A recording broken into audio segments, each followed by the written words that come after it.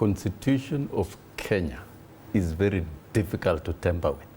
Even if there was alliance of all the political leaders in this country, together even with their supporters, the architecture of our Constitution to be tampered with, to take us back to the dark ages of even life presidents or extended terms is not going to work.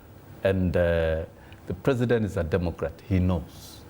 His term ends 2032. That he knows. And I don't think he's willing even to extend for a day.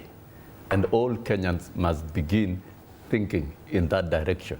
And if this matter you have previously said here on this panel that you cannot speak for the president. Let me come to the program of 15 years. Let me come to the program of 15 years. National development of a country is not hinged to the limit of a person. We are still implementing Vision 2030 that was developed by Mwai Kibaki. Where is Mwai Kibaki? He vacated in 2012. But essentially what Jubilee administration was implementing is the framework of Vision 2030. From that. What William Ruto is implementing is within the framework of Vision 2030. You derive the manifesto. It is strictly aligned to Vision 2030. It is aligned to the Global Development Agenda, SDG agenda. You find it in place.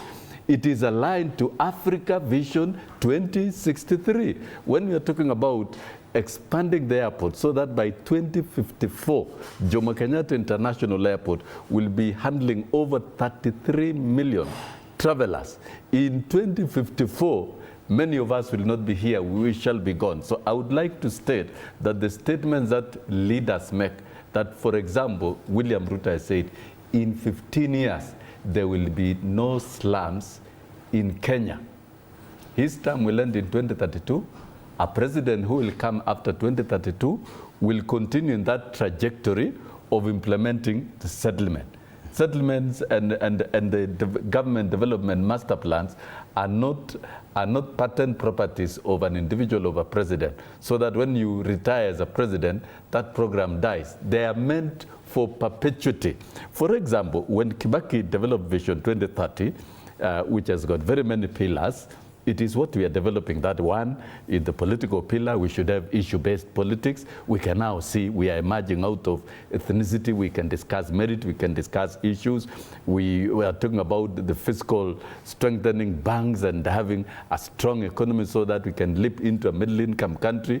They are now working, and very, very, very many others. And if you look at it, the infrastructure master plan of the country, the standard gauge railway, the dual highways, the Lapset corridor, and very many others, interconnectivity of Africa. And now you can see Raila Odinga, when he was a high representative of AU of infrastructure.